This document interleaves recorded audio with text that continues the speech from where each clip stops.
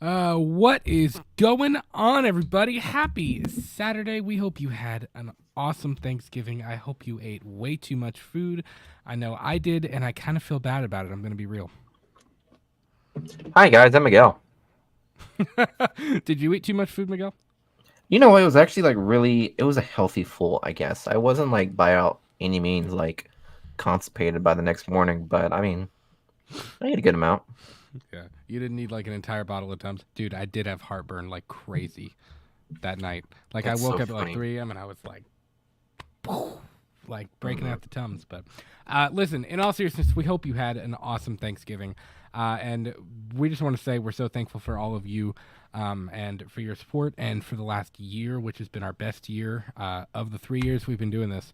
This has been the best year so far. So on to year 4. On to year 4. On to year 4. It's So, not even, what? I was like, it's not even like December 31st. So we have to calm down. I know, right? So tonight on the show, 2 big topics for tonight. One topic that I'm really looking forward to chatting about because this was for me, this was probably the biggest. What the hell am I talking about? The biggest theater surprise of the this was the biggest theater surprise of the year for me. I did not expect to enjoy Thanksgiving as much as I did. Oh my God. It was an absolute blast and a half. Miguel and I both had a really good time in the theater with this film. So we're going to do a spoiler review of that. Rosalia, it is going to be a spoiler review. So yes, we will be talking spoilers. And then another topic that's a little bit more difficult, a little bit sadder, I guess you'd say. Melissa Barrera, you've probably seen the news, has been fired from Screen 7 over her comments on the ongoing conflict in the Middle East and all of that, and that's kind of a shame. So we're going to kind of dive into that and share our thoughts as well. But those are the 2 main topics of the show. As always, if you have questions or comments for us, if you want us to tell a joke, we can do that too. Oh, don't put me on the spot like that now. No, I'm kidding. But if you have questions or comments from us, as always, we would love to answer your questions. So drop them in the chat. But real quick, Rosie is in the chat. She said, "Hope you had a good Thanksgiving." We had an awesome Thanksgiving. I actually didn't spend it with. I spent it with Miguel for about 20 minutes, and then we had to leave. Yeah, that's true. It's all good though.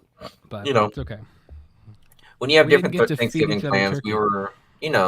we had a what? We didn't get to feed each other turkey. That's okay. You know what? We can make that content another year. Yeah, we'll do that later. Mm-hmm. She said, "Oh man, I'll do need your listen, Rosie. If you have not seen Thanksgiving, you got to go. Like you have to. It's Miguel and I spent the majority of the movie like this." Was she talking? What do you mean earmuffs? What do you mean earmuffs? Because she hasn't seen it, so I assume she hasn't seen it based on the way she was talking. I gotcha. So, well, then we can just talk about the Scream stuff first, and that way you can tag along with us. Yeah. We'll talk about Scream first. Gory, there it is. The chat moved and I clicked the wrong thing. Gory Tiger's in the chat. What's up, Gory and Chris Snyder? What's going on, buddy? Welcome. Hello. Glad you guys are here. Hope everybody had an awesome Thanksgiving, and we're so stoked that you are starting the Christmas season with us, dude. By the way, I haven't even talked to you today to tell you this. So we spent the majority of the day decorating for Christmas and stuff. I legit pulled a Clark Griswold today. We drove like an hour away. Straight up cut down my own tree. Straight up cut down your own tree, really? Grinded the stuff. Was that something that was decided upon, like with the family, or was that just bestowed upon you as an obligation? I was curious. No, we've had an artificial tree. I put up. So we have the real tree upstairs, and then this tree. You can probably see the glare of it, but it's off camera. We put up this artificial tree down here, so we've got 2 trees going on right now.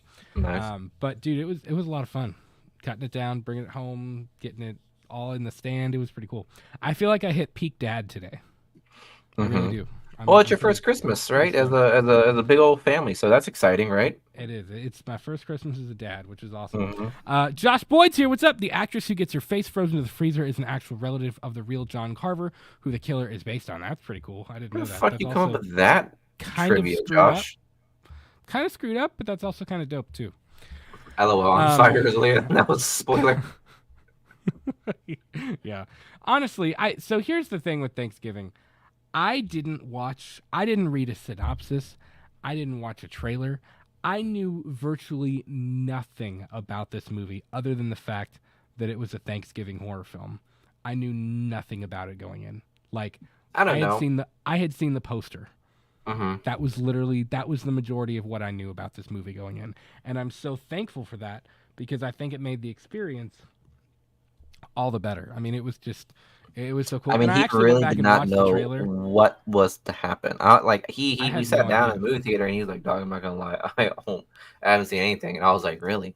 I'd seen the trailer, but I didn't really know what I was getting myself into in the beginning. So I saw so many horror people that were like, "You have to go see this movie. Like, you have to stop what you're doing and go see this movie." So I was like, "All right, I'll go. We'll check this out. We'll see how it is."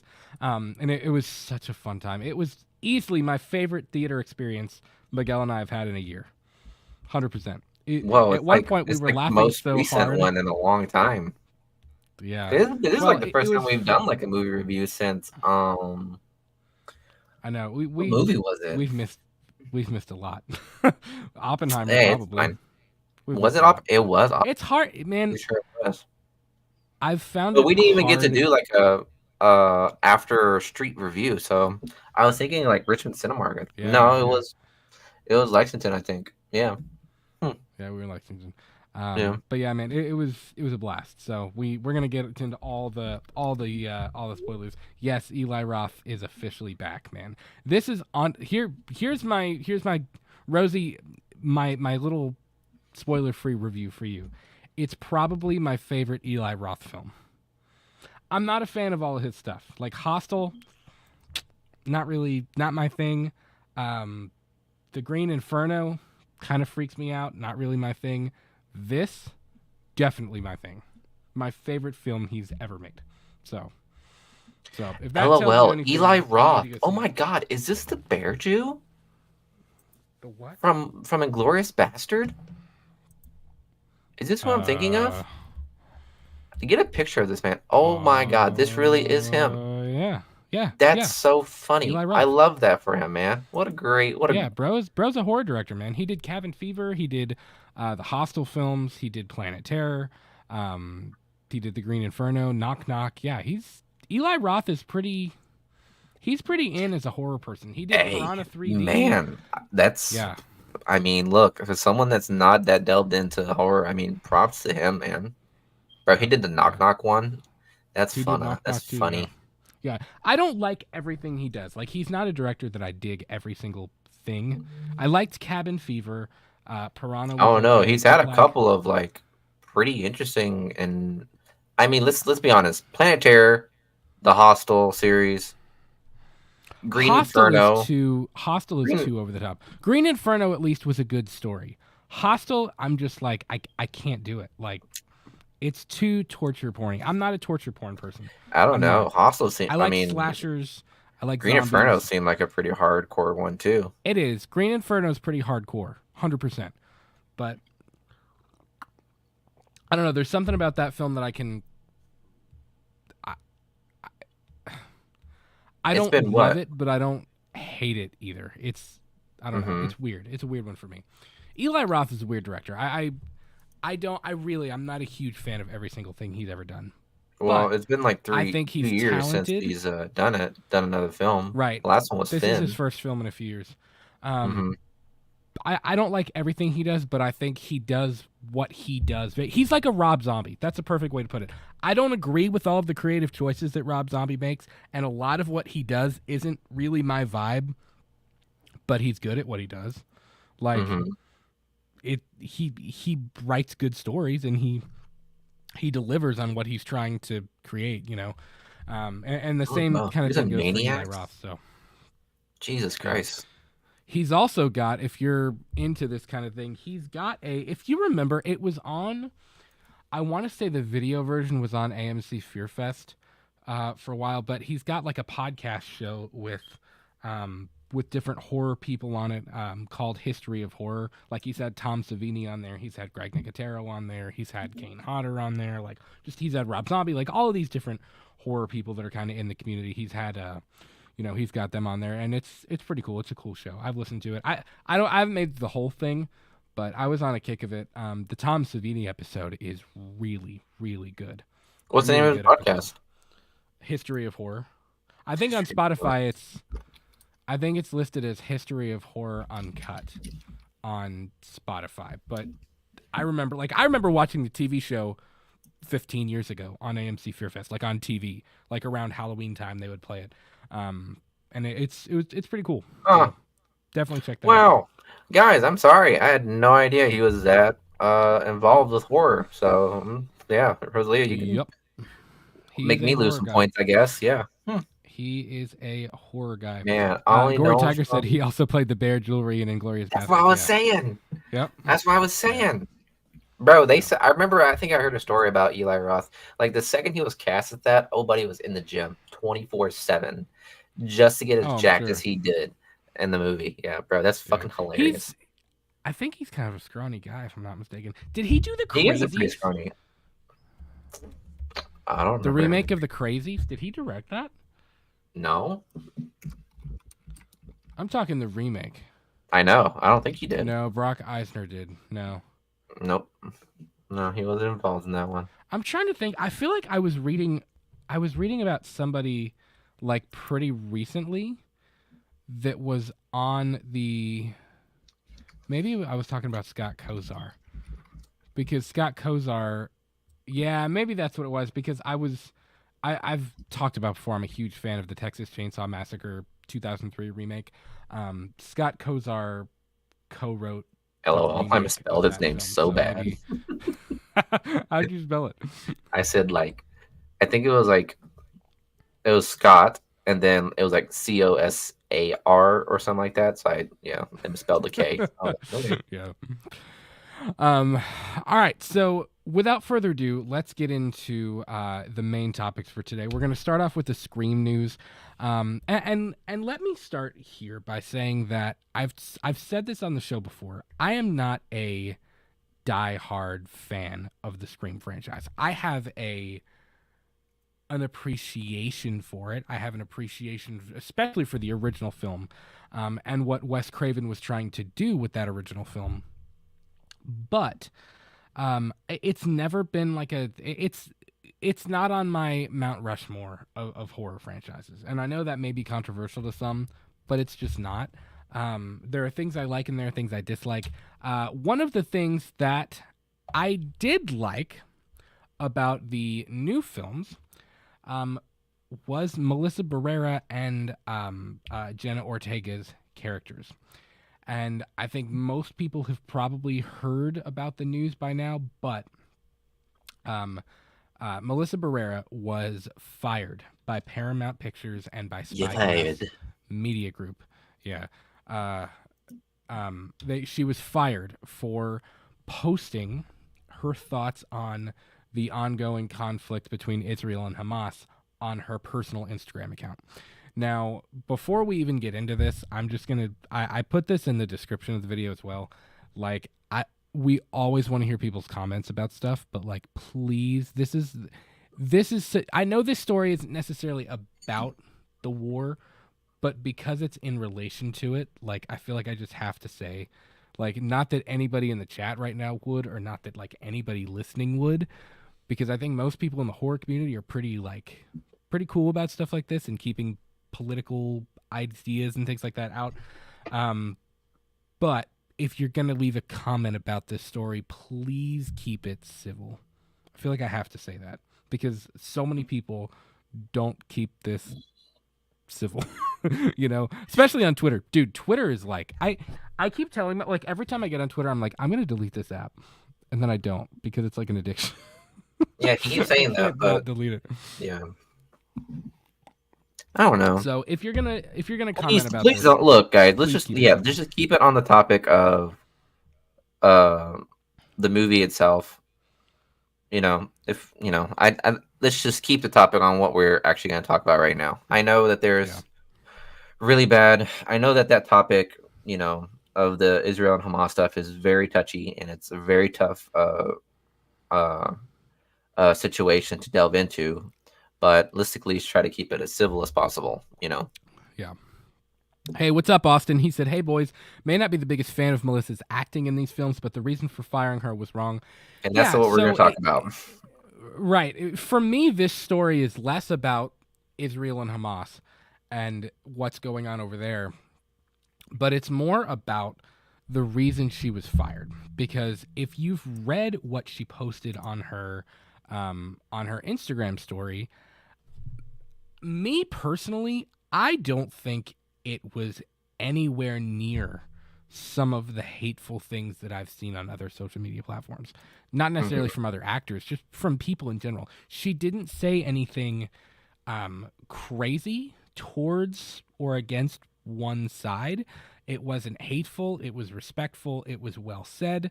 And it's kind of scary, SBC Austin said that shows that it can't have you can't have an opinion in this world anymore.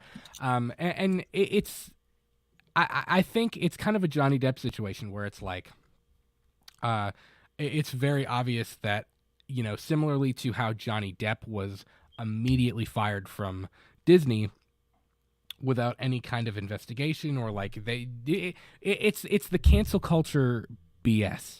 Basically, of like everything you say is just going to come under fire, and it's very disappointing, and it plain up sucks, honestly, because again, as I said before, I'm not a major Scream fan, but she was one of the better things about the new movies for me. So real quick, I wanted to bring up the original article.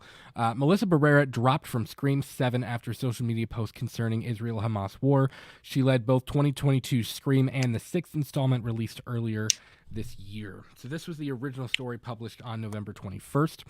Melissa Barrera is no longer starring in Scream 7. The actor was dropped from the project after a series of social media posts in the wake of the Israel-Hamas war. Gaza is currently being treated like a concentration camp, she wrote in one post on Instagram stories, cornering everyone together with nowhere to go, no electricity, no water. People have learned nothing from our histories, and just like our histories, people are still silently watching it all happen. This is genocide and ethnic cleansing. A spokesperson for Spyglass, the company behind the Scream franchise, issued a statement after the initial publication of this article. Spyglass's stance is unequivocally clear. We have zero tolerance for anti-Semitism or the incitement of hate in any form, including false references to genocide, ethnic cleansing, Holocaust distortion, or anything that flagrantly crosses into the line of hate speech. The Hollywood Reporter has reached out to a rep for Barrera who has made dozens of posts about the war since Hamas invaded Israel on October 7th. She later shared a statement to her own social media. Barrera helped revitalize the franchise with Scream, the 2022 feature that earned $137.7 million globally and combined generations of cast members from the franchise. Barrera's Sam Carpenter was the lead of that film, the older sister of Jenna Ortega's Tara. Barrera also starred in Scream 6, which was released in March and topped $168.9 million at the global box office. Happy Death Day filmmaker Christopher Landon is taking over directing duties on Scream 7 from filmmakers Radio Silence. Filming had not begun, and development had been slow during the actors' and writers' strikes. Now, Spyglass has expected it to recalibrate plans following Barrera's firing. Paramount has handled distribution on the recent installments and is expected to return for the new film. This is my statement. Broken heart emoji. Everything sucks. Stop yelling, filmmaker Landon wrote on X Tuesday. This was not my decision to make. He later deleted the post. Earlier on Tuesday, news broke that actor Susan Sarandon had been dropped by talent agency UTA following comments at a pro-Palestinian rally in New York City on November 17th. And the following day, it was announced that Jenna Ortega has dropped out of Scream 7 as well. Sources insist that Ortega's departure has nothing to do with Barrera's firing. Yes, everything to do with Barrera's firing. Informed Spyglass. I know. We're going to get to that in a minute. That Ortega's representatives informed Spyglass prior to the actors' strike that the actress, one of the biggest young Hollywood names to emerge this past decade, would not be returning. And the updates that they had posted was November 21st at 5:16. They updated to include the statements from Spyglass and Christopher Landon. And then the following day at 10:30 in the morning, they updated to include the fact that Jenna Ortega had been dropped from the film. So there you have it. That's the original article. Miguel, what are your overall thoughts on these new developments? I think it was funny how they trying to play off the fact that Jenna Ortega's decision to leave was not, had nothing that it was not connected to the firing. I 100% believe that was connected to the firing. So yeah, I don't know. Yeah. I think that this is just an idea of like trying to like put out some of the fire, damage control, and I think that at this point, I don't agree with what the studio has done with the firing, and I think that with their idea of, I have no idea like what their plan is moving forward. Like, I don't think any of their plans that they've stated so far is in any point a good idea. So this will be something that obviously will have more information will come to light, in the coming months. And do I feel bad for her? Yes, 100%. But I mean, honestly, man, like at this point, you guys should definitely check out a lot of her stuff. Then, if she was fired from Scream, that means check out her other stuff, man. Like she's obviously doing. I think she has a TV show on Showtime, like that she's consistently been in. So, like, dog, like if you guys want to support her, check out her stuff because she's obviously a good actress. I've never seen her in Scream. I don't know the Scream franchise for me to want to get too far delved into it, but I gotta admit she's obviously a well-capable actress. Jenna Ortega being as much of an A-list actor as all the other young actresses that are up and coming, like they both hold weight and attracting the young audience into what is considered a niche and very old franchise if you think about it. So for them to just drop her and then let Jenna Ortega follow suit, bro, what are you gonna do? It's like a Rachel Zegler situation. You know what I mean? Like, you kind of like destroyed the movie before it even came. Before it even like was announced. You know what I mean? Yeah. So, for me, I think there's a few things to kind of rewind and hit on a couple of different topics. The Jenna Ortega thing, I 100% believe. Now, is it possible that filming the Addams Family stuff and doing Wednesday, there is some kind of scheduling conflict? I'm sure there probably is.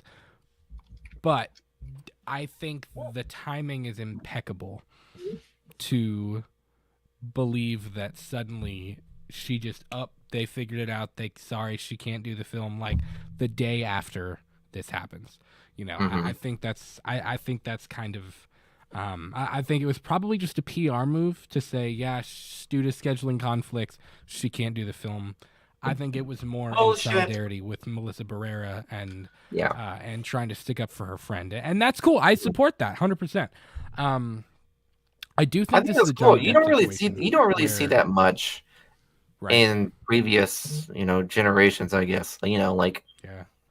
Very rare that we see co-stars sticking up for each other. Sticking up, like it was back then it was very cutthroat, but I honestly believe that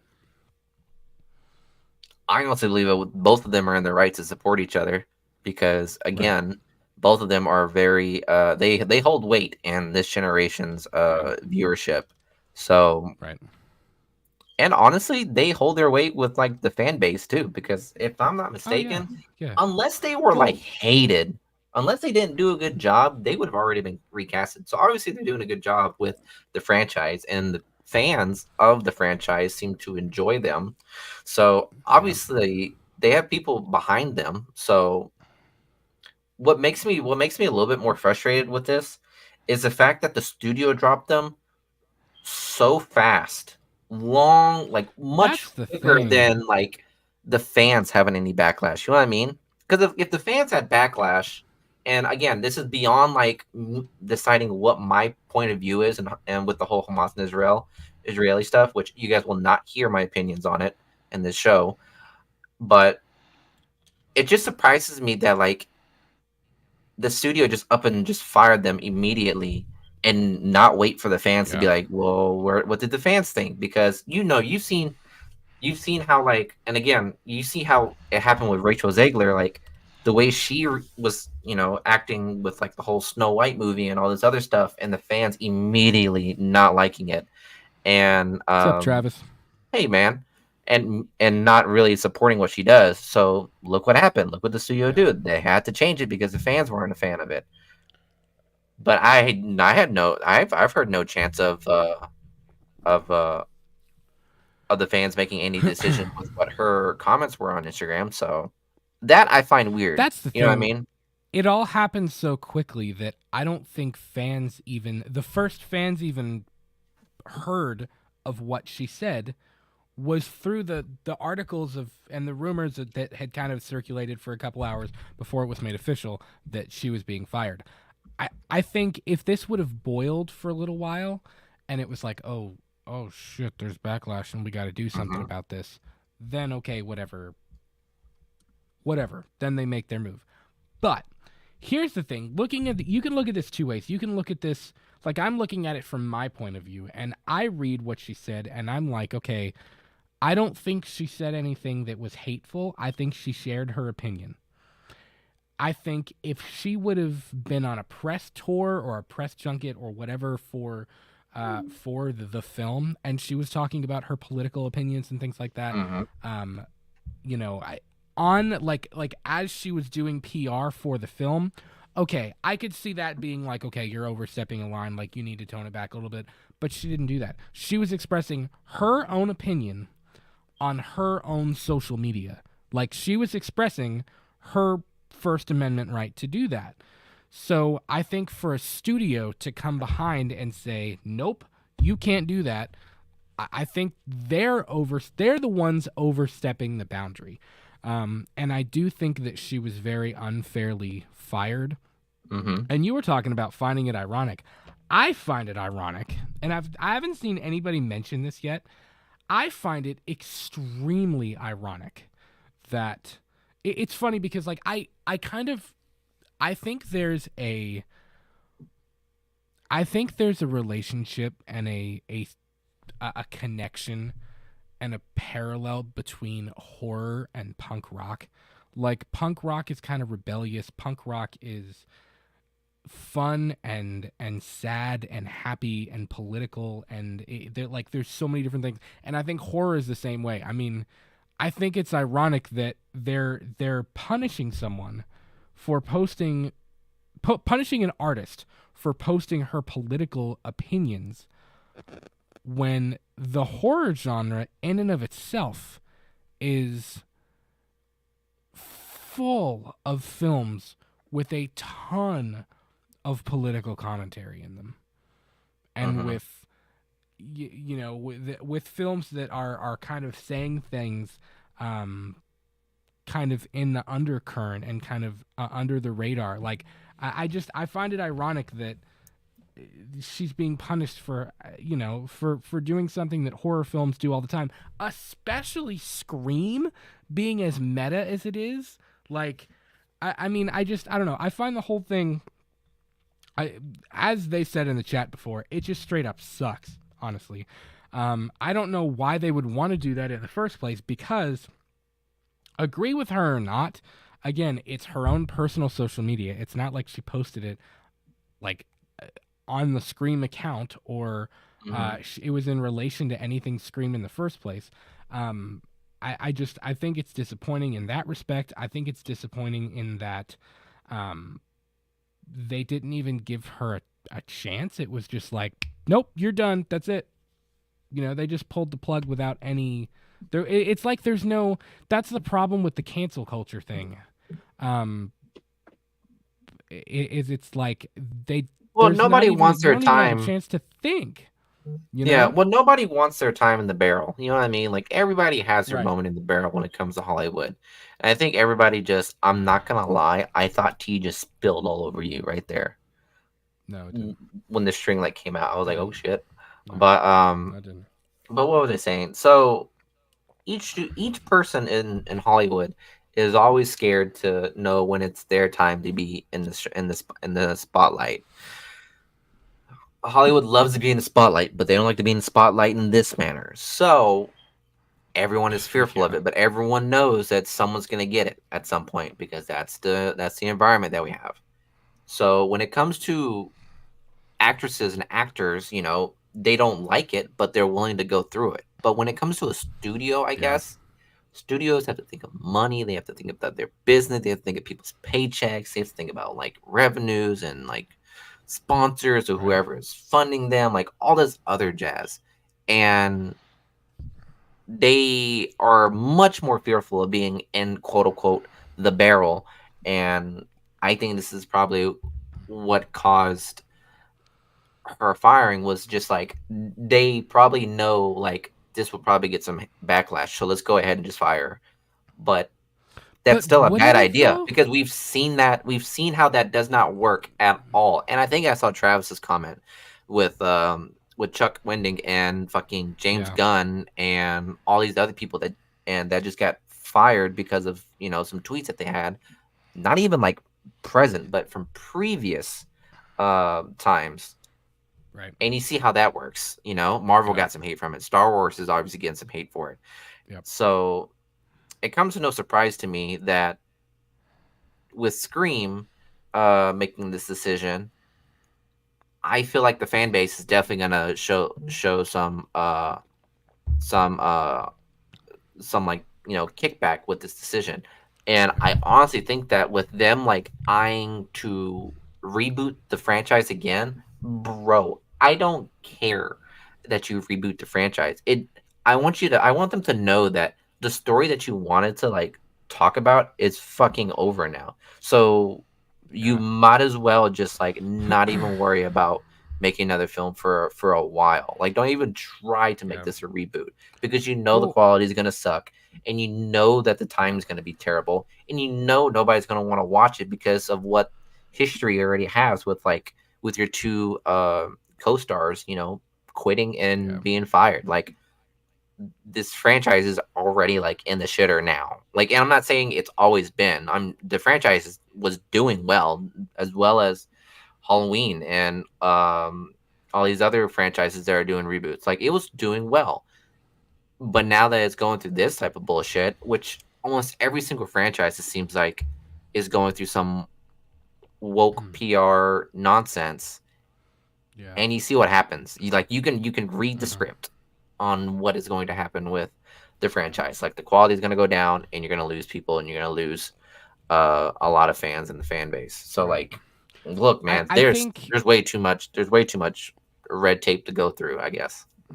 yeah. I think the whole thing lacks nuance, and I think largely all of like Rosalia has she just said in the chat, Hollywood has always tried to get their stars to shut up about top politics.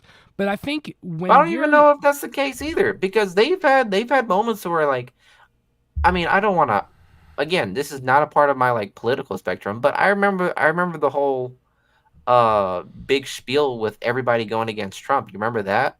Where like all of these like actors were just saying like, "Yo, Trump sucks. Like, don't vote yeah. for him." Like, I remember that. None of the studios were like, "I don't know if we should do Well, that." that's the thing though, is it's like why is it okay in some Why is it cherry instances picking? and not Yeah. another? Like I Why the don't cherry picking? It's not necessary. it almost kind of just it feels cheap on the studio's part, on Paramount's Mm-hmm. part, because it's like, do you really care? Do you really actually disagree and think what she said is hate speech, or are you just trying to cover your ass and be like, oh, she said something about this controversial topic, so we just have to nip it in the bud before it turns it like, and like they didn't even give it a chance Mm-hmm. to it, that story would have disappeared in 24 hours and it would have been over, and likely the majority of the Scream fandom wouldn't even have seen it. I've seen it, goofy. They wouldn't. I don't even think have it seen would have like cared, honestly. Like, I don't think there would have been any backlash. They could have just left it alone, and it would have been fine. And you could have told the story that you were planning on telling with your two lead actors that are the bridge of the current fan base with the old 90s fan base. Like, those two characters were the bridge between all of your fans. So it's like, why on earth would you do that? And that leaves the question of, okay, well, what do you do now? Like, you almost have to do one of two things. And I've always thought it seems redundant to me, and I've always felt like the Scream franchise was kind of redundant, which is part of the reason it's never been my cup of tea. Although this is my cup of tea. This is awesome. But it leaves the question of, what do you do now? And to me, there's only two options there. You have to bring back Neve Campbell, which I don't know if she would do it. Why would she? Wasn't she fired? No, she wasn't fired. But or was she let go? Which one was let go? What are you talking Which about? one was just? I thought there was problems with like the Scream franchise before because they didn't bring someone else back. They just decided.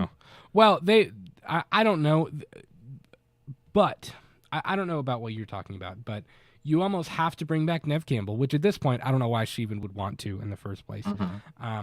Or B, you have to just bite the bullet and bring back Matthew Lillard and say that he didn't die in the first Scream and that Stu is actually still alive and end it. Because these two characters, like Allison in the Halloween films, these two characters were the next chapter. You know what I mean? Yes, you still had Dewey. Yes, you still had Courtney Cox's character, and you still had Neve in there. But like, I mean, come on! Like they were the hook to a new generation of Scream fans, and you threw that away just because you had to do a little PR cleanup move that nobody cared about in the first place. It's stupid to me, and I think they did make a mistake. I think they jumped the gun on it, and I think they should have just shut up and left it alone. Just left it alone. Like, I think when you're in their kind of position, when you're in a leadership position, whether you're the head of a studio or whatever the case may be, I think you have to be able to separate the performer from their political views, and they're using their platform to to advocate for certain things, or to push back against certain things. I mean, look, a prime example: Kevin Spacey. Did Kevin Spacey turn out to be kind of a garbage human being? Yes, but is Kevin Spacey incredible? Yeah, he's an incredible actor. I can separate those two things. Like, I can acknowledge, yes, he's a great actor, but I can still disagree with many things that he's done, and I think, and of course, I'm not saying this is anywhere near what Kevin Spacey did. I'm not at all trying to say that. I'm just using that as an example of, like, they didn't have to interfere with her political views. They didn't have to acknowledge it even. They could have just moved on from it and nothing would have happened, and you could still tell the seventh entry that you were trying to tell. But unfortunately, now they've dug themselves into a hole, and it's like, okay, what do you do now? Where do you go? And now Jenna Ortega's. It's just the whole thing sucks, and I hate it for. I hate it for horror fans. I hate it for Scream fans. I hate it for Melissa Barrera because I don't think she deserved that. And I mean, I think she was fired for doing something that anybody else on social media is doing. I mean, it's a hot topic right now, and a lot of people are sharing their thoughts on it. Yeah, and honestly, so like, I think that. A shame. I don't know. It's just the fact that, like, with the way social media is and the internet, there's so much stuff that's like coming in, like it's like 15. It's literally 15 minutes of fame, like 15 minutes of this, 15 minutes of that. Like it's gonna get pushed to the side because there's more news coming in. And I just think that if the studio would have just been like, you know what, this is just going to be 15 minutes of this, just let it happen, and then let's move on. Like, but instead, They had to like perpetuate it. They had to like push the glass even further. Right. And then now look what they're at. They're now, in the limelight. They're in the barrel, and they kind of have to take it now because they couldn't handle 15 minutes of fame right there. So I don't know. I think that at the end of the day, the franchise is going to be fine. The studio probably won't, but I think the franchise will just correct itself at some point. So I don't know. I don't know what the franchise could do.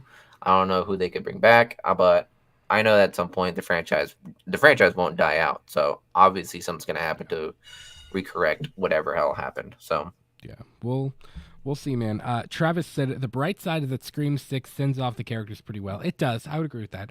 But a wild card is to bring back Liv Schreiber, who was affected by Ghostface first. He's also the most famous of the OG cast. Yeah, I mean, I think there's a couple of wild cards, and I think there's a few crazy things that they could do. But again, it just... is anybody really going to care at this point? I don't know. I think in doing what they've done, they've dug themselves into a deeper hole than they would have. They wouldn't have been in a hole at all if they would have just let her speak on her own social media. Like, she has a right to do that.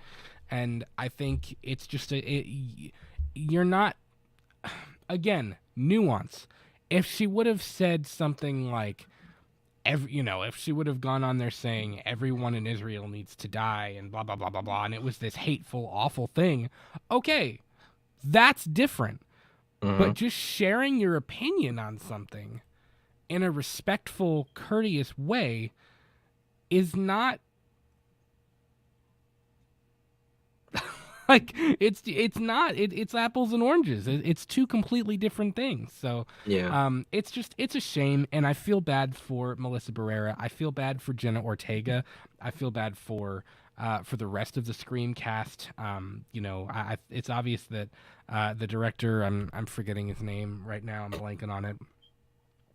But I feel bad for him because he obviously didn't want this. It's just it's pretty shitty, and it's a shame that they've put everybody in this situation, because not only for the fans, Christopher Landon, yes, thank you, Chris. Not only does it suck for the fans, but it also sucks for everybody in the crew that's been it sucks for the writers, it sucks for the director, it sucks for the actors. I mean, it's a shame, it's pretty sad. So Chris Snyder said, now might be a good time to do that new Nightmare style Scream movie where a ghost face is going after the studio for making a new movie and every cast member is a suspect. Bro, I'm not gonna lie, that sounded kind of dope. You know why? Sick. I'm gonna be because it's so fucking meta and it's so Scream. You know what I mean? I feel like that would work. That's more meta than New Nightmare was. I know, so that's perfect. Isn't Scream just supposed to be like all about being meta? So there you go. That's a perfect type of thing to do. Matthew Lillard starts going around and killing everybody connected to the new Scream movies because they haven't brought Stu back in the new Scream movies. LOL, and have Stu.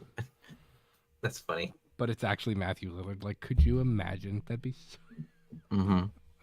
that'd be so sick. So that kind of wraps up the Melissa Barrera, Jenna Ortega Scream 7 I mean, news. yeah, honestly, that's kind of our honest thoughts. It's a shame. It sucks. And I wish both of them the best. I'm sorry that it all had to go down this way. I'm sorry to Scream fans. And again, I hope, I think from what I've read, most horror fans are on the same page that this was wrong, that this could have been handled much, much better than it was. Nope, I agree. So let's just see if the franchise corrects itself, and obviously we will let you guys know, or you guys will let us know on what new information comes out, because obviously this franchise is gonna be in the spotlight for a little bit. You know what I mean? Yeah, I don't know. There's something about it that's always felt redundant to me. I don't know. Again, I won't speak on that because I don't know the franchise, but I appreciate the original film. But at some point, it's like, okay, how many more times can this realistically happen? You know what I mean? Before it's like, okay, we're out of cast members that have, that are connected to it. I don't know. It's kind of crazy. Now, I do think the whole like cult of Ghostface concept is interesting, where it's like each Ghostface is like several people. I mean, I think that's pretty interesting. But like, I think the killer reveal in the sixth film and the new one was garbage. It was just kind of like, what? It was. You didn't like it? It wasn't. No, it wasn't impactful at all. And again, it just kind of goes back into the whole redundancy thing of like, all right, if you're not gonna go like hardcore parkour, well, you're not hardcore. Like, if you're not gonna go Jack Black hardcore, like, it's maybe they could do that. Maybe Jack Black is the killer. That could be it. Yeah. Yep. I don't know. We'll see. Travis Mitchell says in that new Scream reboot, Matthew Lillard voices Scooby-Doo. Bro, you know what? Look, I'm not gonna lie. You guys, like, I told Brad, I said we should have definitely watched Five Nights at Freddy's because, which by the way, like we definitely should have because I don't remember who it was, but we had a fan. I know that's when we like a long time ago that just constantly talked about Five Nights at Freddy's, so it would have been poetic for us to check it out. But I was told like Matthew Lillard did a really great job in it. Dude, Matthew Lillard. I was told that really great actor. He's pretty good. Yeah, he has a pretty high caliber acting chops, I'll admit. Yeah. So like, I'm kind of shocked that he hasn't gotten more jobs than he's had. I feel like he should be. Dude, I would be living. Than he is. I would be living off the royalties of Scooby-Doo because I know he's making so much money from just being Shaggy for like 2 movies. I'm sure. Is he though? I'm sure, bro. Let's be honest. Scream was a good franchise, but he was only was he in it? Was he only in one or was he in the other? Just in the first, his character died in the first. Yeah, yeah. So Matthew Lillard has only been in one Scream movie, but like, bro, I feel like he has some love from the horror community. The TV falls on his face. But I genuinely think that like he probably living off that Scooby-Doo residuals. I'm not gonna lie. I don't know. I think given all the stuff with the SAG strike, I don't think, which I know it's supposed to be better now, but I don't think anybody's been making the residuals that they should have been off of stuff. Yeah. Travis said an animated Scooby-Doo Scream crossover where we reveal Stu was the evil brother of Shaggy. Gale Weathers competing with the Mystery Machine gang to set the story. That could work. Sure. That would be fun. That would be fun. It could work as an animated film. They could do an animated thing and do it. Well, I don't know. I think Scooby-Doo did a crossover with like Supernatural, and if you guys know Supernatural, like that show's kind of hardcore. So it was funny to have that crossover. So I don't know. I think Scooby-Doo is. I think the Mystery Machine could do it. I'm just saying they could do it. Paramount and Spyglass better be writing this down because they've screwed themselves story wise. So they need they need to do a they need to take notes on this. Austin said, random question. You guys going to do a Walking Dead podcast? I'm rewatching the series now and forget how much I used to love the show. I'm on season 5 now. So I've talked to Miguel about this before. I would love to go back and start on episode 1 and watch the entire series on the show. Now, that would probably take us upwards of 2 years. Yeah.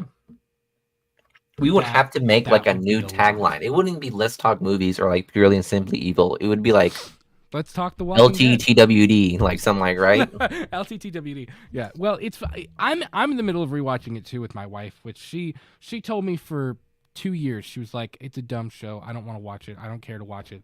And we started watching it, and she's like, "It's so good." Like every time she's like, "Can we watch another Walking Dead?"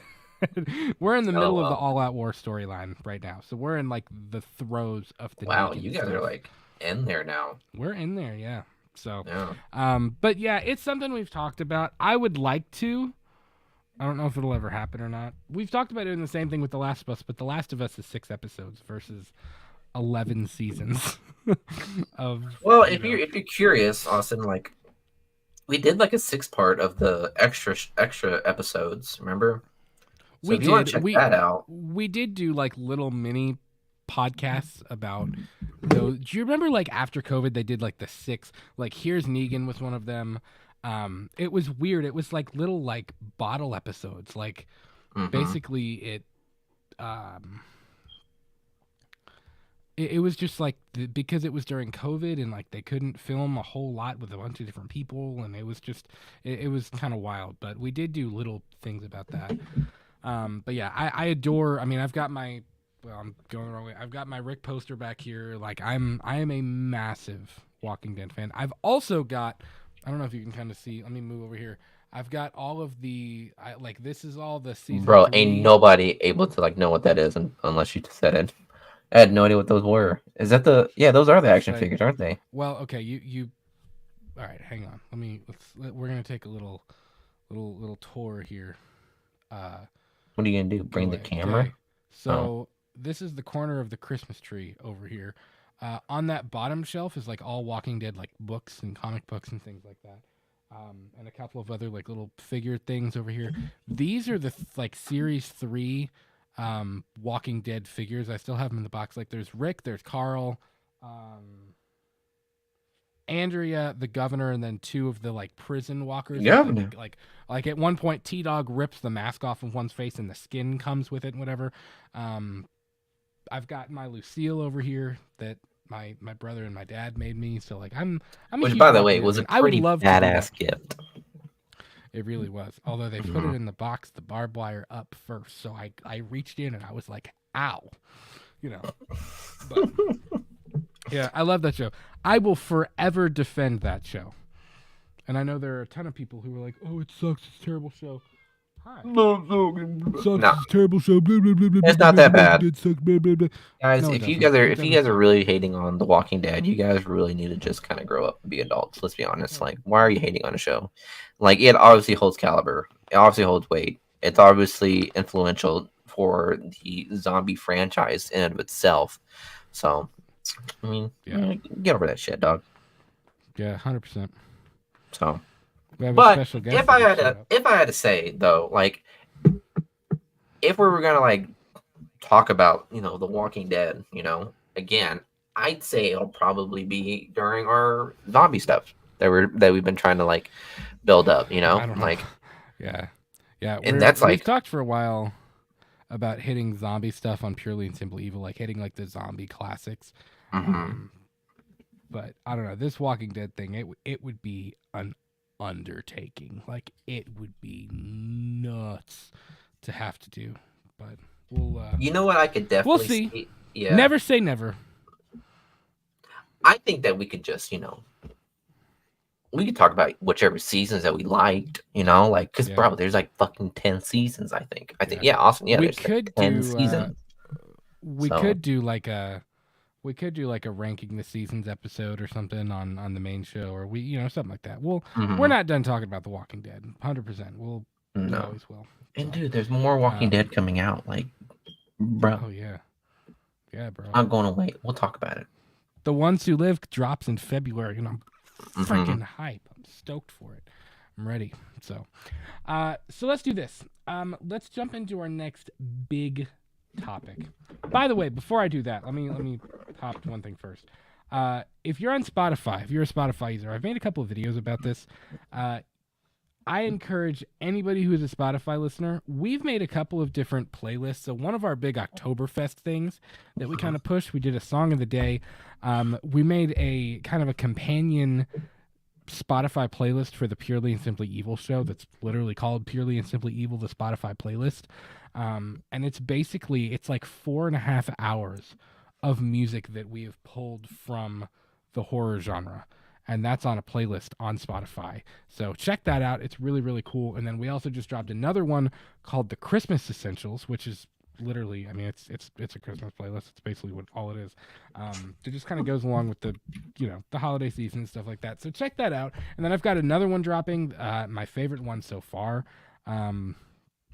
Still in the process of building it. It's looking at being upwards of 10 hours of music, which is so dope. And it's a punk rock one. So if you're a music person, check that out. And we've kind of dug that. Like, I've enjoyed doing that. It's kind of just an extension of what we do on the channel. You know, it's its own thing. It's pretty cool. Yeah, I mean, I for one love those playlists, and if you guys like to listen to, if you're one of those that like to listen to songs that are like reminiscent of the movie that you kind of like, I think you'd like this. Brad's done a pretty good job at making this playlist and like curating it to match the vibes of what he's trying to like portray. So go give it a listen, guys. It's really good. Yeah, it's been a lot of fun. So, all right, next big topic of the evening. When did we see this? Tuesday night? Yeah. Tuesday night, we saw Thanksgiving in the theaters. There will be no leftovers. LOL. As we said at the top of the show, this was easily my favorite theater experience of the year so far. More than Oppenheimer, and I enjoyed seeing Oppenheimer too, but I think, again, what I loved about this film is that I didn't watch a trailer. I didn't read a synopsis. I hadn't seen a TV spot. I knew nothing about this movie going into it, which made the first 20 minutes, if you've seen the film, like bonkers. Miguel, at one point, the first death scene, which happens pretty early on in the film, I looked over at Miguel because I was shocked, and he was like... like, we were both just completely, like, our minds were blown in the first few minutes. And by the way, we are going to talk spoilers, so if you haven't seen it, maybe this is a good time. Peace out. We'll see you later to duck out of the show and come back after you've seen it. But it was a blast, man. It was, again, I think it's my favorite thing that Eli Roth has ever done. We talked about this earlier. I'd say it's the most fun. Beat the dead horse. But yeah, it's fun. Yeah. It's this film almost. I expected this to be a serious slasher film, comedy line as well as it did, but it really did. There were laughs. It had the extreme, over the top death scenes, and there were a few moments that made me like uncomfortable and squeamish, which never happens in horror. So like, props to you, Eli Roth. You know, but there were also scenes where him and I were laughing so hard in the theater that the woman over to my left was looking over at us because we were like, which I'm sure we seemed like psychopaths. People getting probably like, shopping carts and baked in an oven and shit, and we're like dying. But it was an absolute blast of a film to sit and watch, especially to go into not knowing a single thing about it. So it's my favorite horror experience of the year so far. So Miguel, overall, before we get into spoilers, what were your thoughts on Thanksgiving? It was a fun time, I'll be honest. And I think that now that you're telling me like who directed it and seeing like what their projects were, like Eli Roth, knowing like all the projects that he's done so far, I get where the gore was coming from. I get why the gore is the way it is, because I know the movies that he's tried to make before. That being said, I enjoyed it. I mean, it was one of those slasher films where like it's just one of those like good, fun slasher movies that you can just go and watch with some friends and just enjoy for what it is. Like, is this movie going to win an Oscar? No, not in the slightest.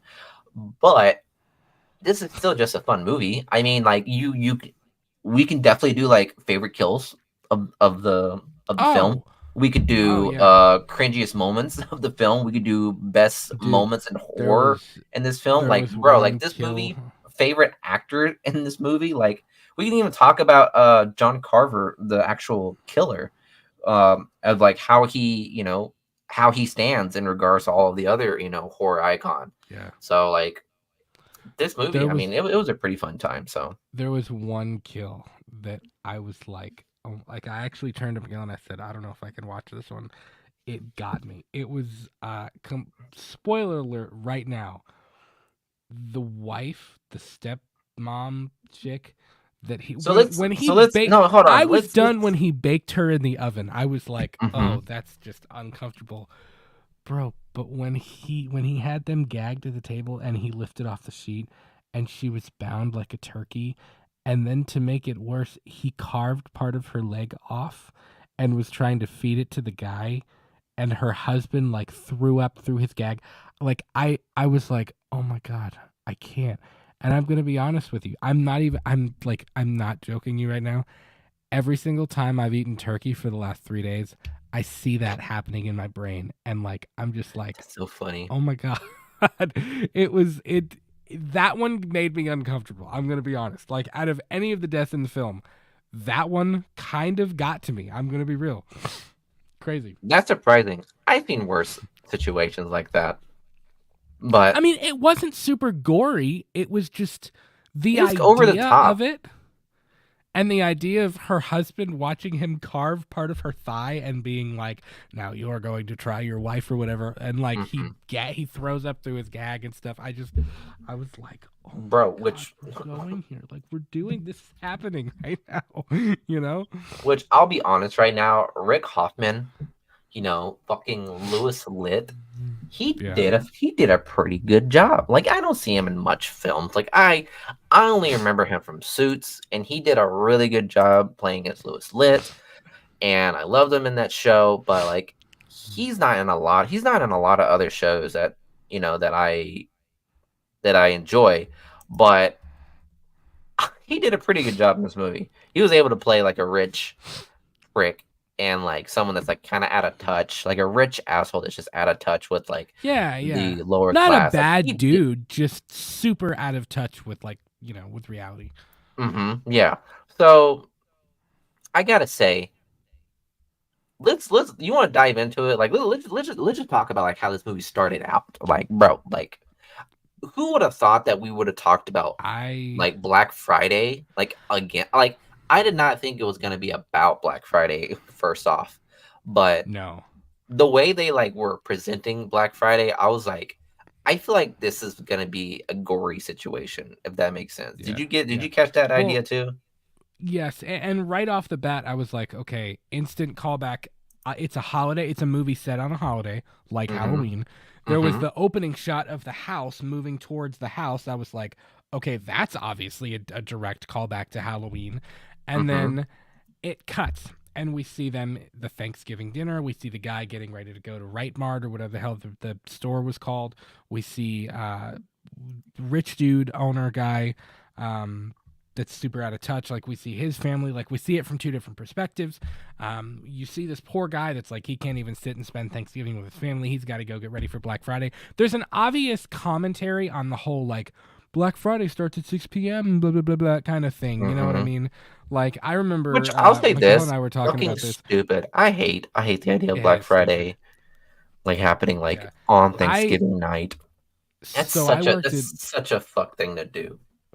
During college and right out of college, I worked at Old Navy, and shout out to Old Navy. Straight up, like to make it through the evening and just to make it more enjoyable and pleasant, we had like a potluck in the back, like in the stock room, because it was like literally we would go like work and run back there and eat a bunch of food and then go back and work and then run back there and eat a bunch of food and then go back and work. Like it's miserable to have to like, and like I remember leaving Thanksgiving with my family at like 5 p.m. because I had to go to work, because I had to be there at like 6:30. And it's just like, so there's an obvious commentary on that whole thing. But I remember the first 10 minutes, I was like, where is this going? Like, is this a slasher film? And then it was the riot kind of, or like the mob building outside of the, I guess I didn't expect it to be so over the top goofy in some areas. And like, there's I think Terrifier's the same way. I was actually just trying to describe to Julia what Terrifier was like this morning, but that is one movie I know for a fact our two ladies are never going to want to watch. No, not in the slightest, and I'm okay with that. I don't even blame them. I'm not. And I don't blame them. So yeah. Same goes for this movie. But anyways, I don't blame them if they don't watch this. But yeah. Well, this was fun. This was a lot of fun. But I didn't expect. I expected this to be a serious horror film. Now it was a serious horror film. It was a good horror film, but I didn't expect. It's really difficult to do it. It's one of the things that makes Return of the Living Dead so good. Is or like a Night of the Creeps. These films that do the horror comedy thing really, really well, they find a way to get the best of both worlds. It's scary and it's a good horror flick, but it's also so over the top that it's almost comical. And I think Terrifier is like that, where it's like you can almost remove yourself from the awful, gory, violent thing that you're seeing because it's so balls to the wall nuts. You know what I mean? And I think this, about 10 minutes in, when the mob started to form outside of the store, I was kind of like, what the hell is going on? Like, is this a slasher movie? Like I was so confused. And then the kids get in there, and when the mob started pushing down the doors, when old boy's throat got slit when they were walking in, that was the first time I looked over at you and you were going, because I was like, oh, like this is happening. It's a mob. Like this is a mob thing. I didn't know if it was going to be like the Crazies. Like, is it going to be that kind of like, because I remember seeing the poster and there was the dude with the axe over his shoulder or whatever, or holding the axe or whatever it was. But I was like, is this going to be like the Crazies, where it's like a social commentary on society, like where people just kind of lose it during Black Friday shopping? But then like the woman gets hit with the cart and kind of rips the pieces of her head off. What other deaths were there? I mean, I'm blanking. There was the woman with the shopping cart, the guy that got his throat slit on the door, and the crowd pushed in. It was the mother. It was the mother. It was the guy who got pushed into the glass, and then there was the guy who got trampled. That was it. You're right. There was the trampled guy, yeah. Well, I didn't expect that whole sequence to go the way it did. So I was kind of like, that really threw me for a loop. And I liked it. It was funny. I liked that it threw me for a loop. I was just like, what is happening right now? You know? So the opening sequence was an absolute blast. And then it cuts to a year later and we start to kind of like, it starts to feel more slasher movie-ish, you know? But I mean, what did you think of the characters in the movie? The teenagers, the side characters, the cops, the parents, all of it. Cringe, dog. Like, I'll say this. I didn't. It made sense. You know what I mean? Like, it was your stereotypical cast. You know what I mean? Yeah. Like, it's pretty obvious. Like, this is the type of like cast that you would see in a slash. You know, the jock, the person that's connected to the whole ties of the event that happened. You know, the horny girlfriend. You know, all that other stuff. And there's obviously some elements in the film that I got in the beginning where it was like, okay, so this is the core group. This is the people that are slowly going to get picked off one by one. And you can see like where the elements were going to come into play in the film. Whereas where it came down to like the opposing team and those players.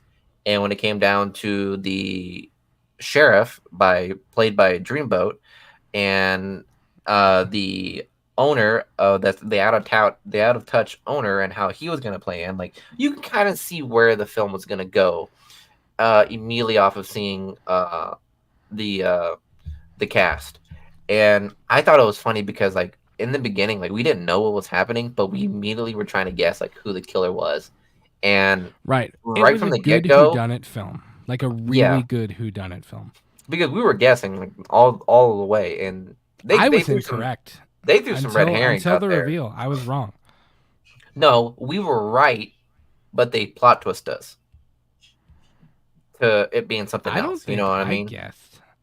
Because at one point when you said it's the cop, I said there's no way like that. No, it's not. Like there's no way. I don't think it would be that easy. Yeah, I don't know. I didn't guess the killer. I guess I'll say this. I didn't perfectly get it. I mentioned who the killer was.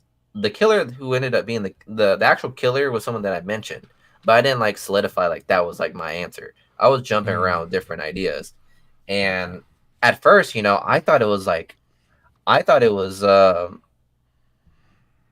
I thought it was like a group. I thought it was like a cult thing. You know what I mean? Like I thought it was just a group of people. Yeah, like we did talk about protesting. that too. Like it's several. Like we people. were under that assumption, right. But then like when the parade event happened, we were like, yeah. fuck, who the fuck could have done this? So, but if I had mentioned about the cast, look, yeah, it was your stereotypical cast, and well, I was not, transported. I was not like impressed. I was just like, this is your cast, It's funny we were talking about Scream, and I think about like, honestly, during the film, I kept trying to think like, what does this low key remind me of? Like, what is it giving me the vibes of? Bro, it kind of gave me the alluding of different horror films. Yes, but I'm talking like the characters, the dialogue, the way that the characters interacted, the way that the characters kind of like interacted with the town and with other people in the film. Like it kind of hit me after the fact, like on the way home as I was thinking about it, but I was like, it feels like Halloween H2O or Halloween Resurrection or Scream or any of the like I Know What You Did Last Summer. Any of those like classic 90s slashers films that had the ensemble cast and had a little bit of like whodunitness to it and like would like it felt like a good 90s slasher film. Like if you would have released Thanksgiving in 1996, it would have fit perfectly in that decade. Perfectly. And I think that makes me appreciate the film even more. The fact that, okay, Eli Roth was able to deliver on that in a really, really cool, really, really effective way. I mean, think about how difficult that is and how difficult that would be, you know? Like, yeah, to make a film that's that aesthetically similar to a past decade. I mean, look at Halloween. Like, I mean, they've tried to make Halloween feel like the original '78 film, and it just doesn't. The flashback in Halloween Kills is the closest thing we have ever gotten, you know? And this felt like a '90s movie. It did. The Halloween is literally apples to oranges compared to what Thanksgiving is, and I think Halloween is like apples to oranges compared to a lot of films in that decade. I gotta say. Yeah. So, but I agree with what you're saying. Like, it does reminisce of like your typical horror slasher kind of whodunit kind of film, and I praise the movie for it doing it. It wasn't trying to be anything else but that, and I praise Eli for giving us that because I was enjoying every minute of it. I thought it was what I was expecting. I was like, this is great. We're not trying to like reinvent the wheel in regards to a horror slasher, and I praise him for it. And I wasn't trying to compare Thanksgiving to Halloween. I'm just saying like Halloween tried to recapture the feel of that 70s vibe. Friday the 13th tried to do it, Elm Street tried to do it, and they could never capture that same vibe as the decade that it came out in. And I just think that this film captured that 90s ensemble cast whodunit vibe like a 90s film. It truly felt like a film that came out in the 1990s. And it's one of the bigger compliments that I give Eli Roth. What film am I thinking of? There's a film that I'm thinking of that really gave me that same type of vibe. And it's a newer one. Summer? Oh, that a newer one. I don't know. No, it's not even horror. It was by Ryan Johnson, Knives Out. Yeah, Knives Out. Yeah. Yeah, and Onion. I told my dad because he was asking about it at Thanksgiving because he knew we went and saw it, and he said, "What is it like?" And I said, "It's kind of like a horror version of Knives Out, basically, a little bit. Like it's got. I mean, obviously, it's a little bit more playful with the Thanksgiving, innuendos and things like that, but like." It's like a horror version of Knives Out. It's a really good whodunit film, but it's also a really good slasher film too, So I think it did a lot of things well. And again, this kind of captured for me all of the things that I like about Eli Roth films. I like the over-the-top gore and the over-the-top kills and things like that, but I think it was done tastefully. It wasn't like gratuitous. It wasn't just constant guts and whatever. I think it's a good thing that every single time there was a hardcore death scene, you and I went.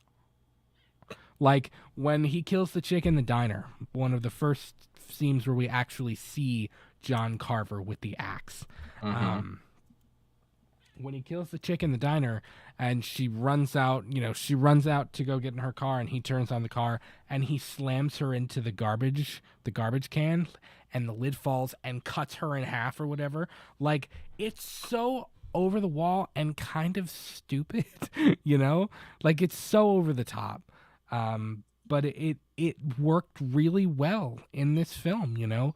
I think in some cases being over the top can be a good thing. Now, it can be really cheesy when you establish and kind of it as that.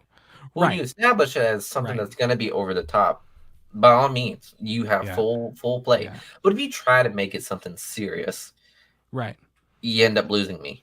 Yeah, and I think at one point during the mob scene at the beginning. Is that what you think? Hello, Molly. Is that what you think? Really?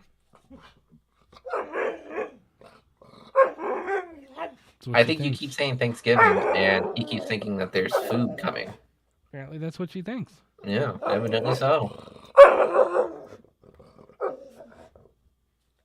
Don't worry. Hello. Stop. Calm down. But at one point, I looked over at you during the mob scene, and I said, dude, like, is this supposed to be kind of, like, funny? Like, kind of satirical? Because it is, It's not deadpan serious, and I was expecting a deadpan serious film. And there were, like, fun, like, the scene at the dinner table, when we're getting the John Carver thing, and he's, like, he's got the voice changer and he's kind of describing, and, he, like, the thing with the woman carved up like the turkey. Like, it just, there were so many different things about it that were so over the top that I was like, this is kind of dumb, but it works, and it works. And it doesn't work it like just in a silly way. It works in a good way. Like it helps with the over the top story, and if anything, this was a very good balance between funny and good horror. I thought it was really cool. Yeah, I agree. And I don't want to compare it to any other horror film, because if you do, you're just going to end up, I'm not going to lie, it's going to make Thanksgiving look even worse than what people probably assume it is. So I just want to think of it as like its own thing. So, because I want to talk about John Carver as a horror villain. Like, I'm not going to lie, I mean, I like the film. I did not like John Carver as the horror slasher. What do you think? Really? I thought it was pretty good, honestly. Really? I dug it. Yeah. I don't know. I mean, is he gonna be the next Art the Clown? No. But for this film, it worked, and I thought it was pretty cool. Well, what did I tell you? This film gave me like Tubi vibes. And you guys know what I'm talking about. Like, it gave me like Tubi movies, like the free, like, movies that what you're talking about, where the dialogue. Done than that, though. More well. Do you mean in terms of the story? And story, what's it called? The writing, I guess. Like, I don't know. I don't want to talk bad on Eli's on his film, but I'm not gonna lie. It felt like a high budget Tubi movie. But I think it was intentional, though. I think all of the dialogue choices and the points where it was kind of like, I think all of that was very intentional to make it feel like a film. There's no leftovers now. Like 90s. Yeah. That was very do your thing, cuz. I don't know. Or Evil Dies Tonight. I think it was supposed to be that. So. Well, let me say this. I, for one, here, because I want to talk about like how we figured out who the killer was. And obviously, spoiler alert, if you guys don't know, it's Dreamboat, fucking Patrick Dempsey, the sheriff. Yeah. But what pissed me off the most about this movie was the fact that, like, there's no way in hell you would have guessed that until you just let him talk. Like, there's no way in hell. It made more sense for it to be the boyfriend or the ex-boyfriend. It made sense for those two. And I think thought it was going to be Bobby. The most. I really did. Oh no, I didn't think it was gonna be Bobby. But like, what pissed me off the most was the fact that like the only reason why we were confused wasn't like Patrick Dempsey. It's because the fucking character that was playing it. I highly doubt Patrick wore that John Carver mask and was doing all that stuff. Yeah, that it was actually him under there. Yeah, it wasn't him. It was just some stunt double who was much more leaner. So we were assuming that was the ex-boyfriend or the boyfriend. That's what pissed me off the most. Cause I was like, there ain't no way it was him. That's what made me think that it was like. That's what made me think that it was like some like cult thing, because it was like multiple people. That's where I was like, are we getting like a Scream thing or something? But yeah, I don't know, bro. Props to Patrick, man. He's the only one that tried to do the Massachusetts accent, because everyone else did not have an accent, dude. And I thought that was funny as fuck. The people that did do the accent though absolutely killed it. It was awesome. Do you think so? I would never. Yeah. For those of you that are from Plymouth, Massachusetts, or the state itself, let us know in the comments if their accent was done very well. Yeah. Because sometimes I think it, at some point, it sounded pretty good, but at other points I was like, bro, that's trash. Yeah. So, but the one that I heard the most of was Patrick Dempsey's accent. I heard that the most. And every time I heard him speak, I was like, is he the only one doing the accent? Yeah. I will say that I really liked that the film, it was a bigger scale than a traditional slasher film. Like the whole parade sequence specifically with the smoke bombs and the kind of careful planning, it reminded me of what the Joker did in The Dark Knight a little bit, like the anarchist kind of thing. Because again, it's like the Joaquin Phoenix Joker film where, it's almost like it could be anybody. Like the whole thing with the John Carver mask, anybody could have been John Carver in that crowd. So of course, when you realize it's the clown, it's like, oh, like again, it's a curveball. And the smoke bombs and stuff, it's a little bit of a bigger scale. That moment right there, we don't see traditional slashers using smoke bombs and grenades and this carefully thought out plan of anarchy and trying to get them kidnapped, and like it just typically that doesn't happen. So that was kind of a nice little addition to the voice changer, all of the technology in the apartment, and all of that was kind of a nice touch. Yeah, I agree. And there are elements of this movie that I really felt I was like, wow, they really did a good job in like in regards to the horror and like the slasher moment. Because let's talk about like the prepping time of the wife. You know what I'm talking about? Whenever they were getting ready to put her in the oven. That whole like trying to escape scene, I was like, man, that was suspenseful, to be honest. And it was a very suspenseful scene. I hate the fact that they wasted the burnt John Carver mask, because that would have been really cool for him to just keep wearing it. But that would have been dope. Yeah, right. Like throughout the movie, it just keeps getting dirtier and dirtier, because the way he got it was from the diner. Like the fucking diner was giving John Carver mask, which means anybody could be wearing it. You know what I mean? Like that kind of adds suspense. But if you lost me, did you lose me? No, you're fine. Oh, okay, cool. Well, you're fine. I got a text and I was reading it. No, I saw the screen glitch, so I was like, oh boy, here we go. But whenever we got like the whole burnt John Carver thing, I wish he would have kept that, because that would have been really cool to like add to the flair. It would have been cool to make Patrick even seem more and more unhinged as the story progresses, because of what he did. Like, old buddy just sliced some guy's head off in the middle of a parade and just like anarchied the entire parade, and I thought that was really dope. Well, but yeah.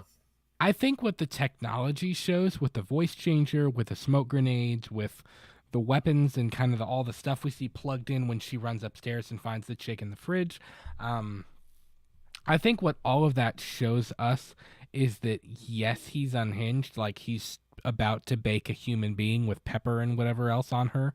But, like, I think it also shows that he is psycho. Like, he's the best of both worlds. He's a complete unhinged psychopath, but he's also smart. And I think that's what made the John Carver character so scary. And I did find him genuinely kind of frightening at some points, you know? I don't know. I thought he was a pretty good villain. Again, is he going to be the next Art the Clown? Probably not. No. But for this film, I thought he was pretty good. I enjoyed it. So I did too. But so what did you think of the idea of, like, at the end where he possibly could have escaped? Like, what do you think Eli was trying to, like, push in that area? Do you think he wanted to push for a sequel, or do you think he just wanted to push the idea of, like, I think he was he could still be out there, just planting the seed of doubt. I don't think it's quite a, like, at the end of Resurrection when you see Michael go, like, and the eyes open thing. I don't think it was quite to that level. But let's just do that again. I don't think it was quite to that level, but I think it was just a little seed of doubt where it's like, did he die in the fire? Did he, like, did you know? I think it's just to. I was say my man got cooked though. Like, he got cooked. I know, to make you walk out of the theater going, I wonder if somehow he did survive. You know, it's just to plant that little bit of a seed of doubt in your brains. But it's that typical horror trope. You know what I mean? Yeah. Even the sequence in the school, I thought that had some suspense to it. I mean,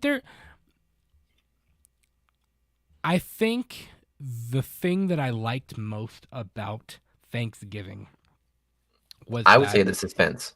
It was a very good balance of suspense and shock factor and horror and over-the-top gore, but also with a really pretty good whodunit film and also some pretty funny moments. Like, there were some things that made us laugh too, where our jaws was on the floor. Like, it was a fun film to experience for the first time.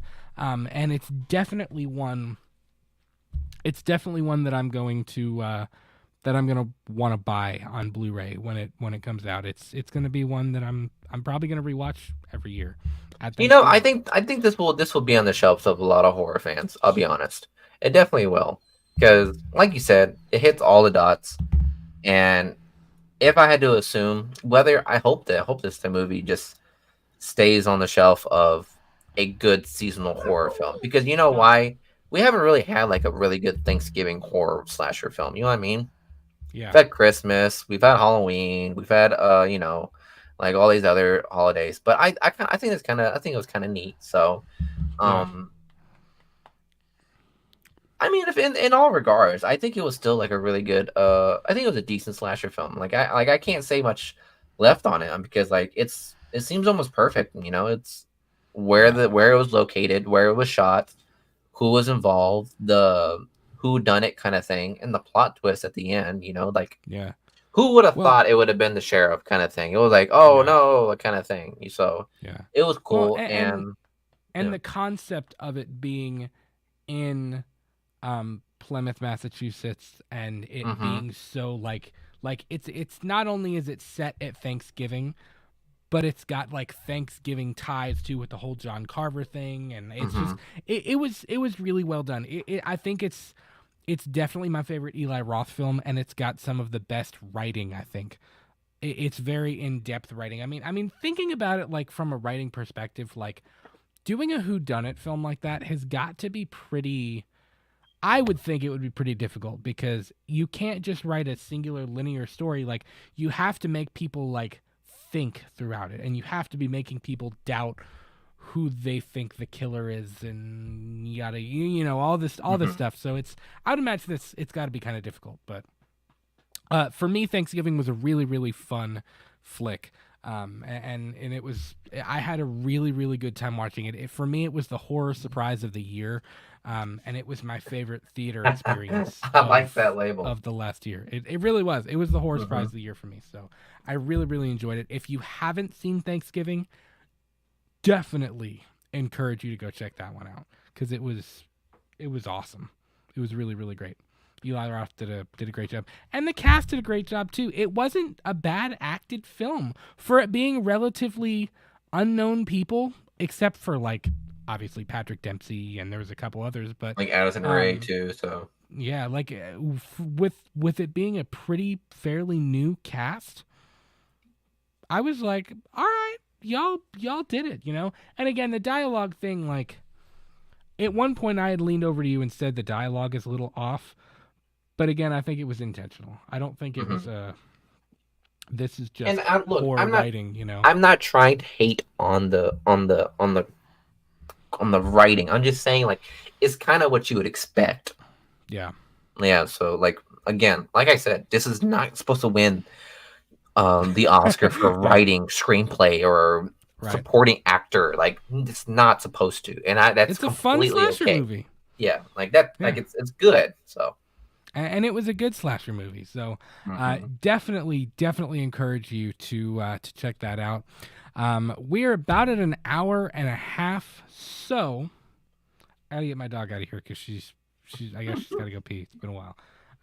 It's been a while. That is not on the new on the next playlist. Just saying. But listen, thank you to everybody who joined us for tonight's show. Again, when you're talking about the Scream thing, if you're going to talk about it in the comments, please keep it respectful and keep it civil and keep it kind. But obviously, we do want to hear your thoughts. So, you good? I just threw a water cap at myself. But again, as always, we do want to hear your thoughts.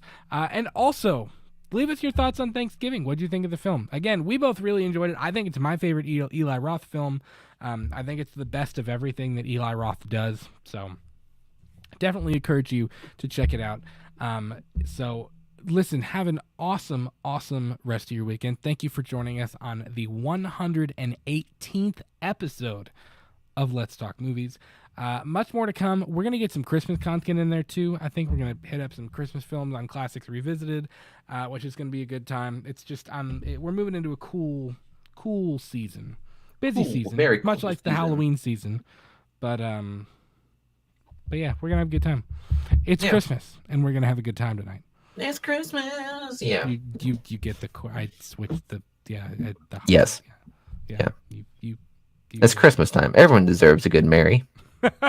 Deserves a good present under the tree. Yeah. Guys, listen, you can follow us on Twitter, Instagram, TikTok, and Threads at LTM Podcast KY. If you have not already, join the Let's Talk Movies YouTube channel Facebook group. I just realized I left the Facebook icon off of the background. That's fine. But listen, join that Facebook group if you haven't already. You guys are amazing. We love you. Have an awesome rest of your weekend. And until next time, peace out. See you. Bye.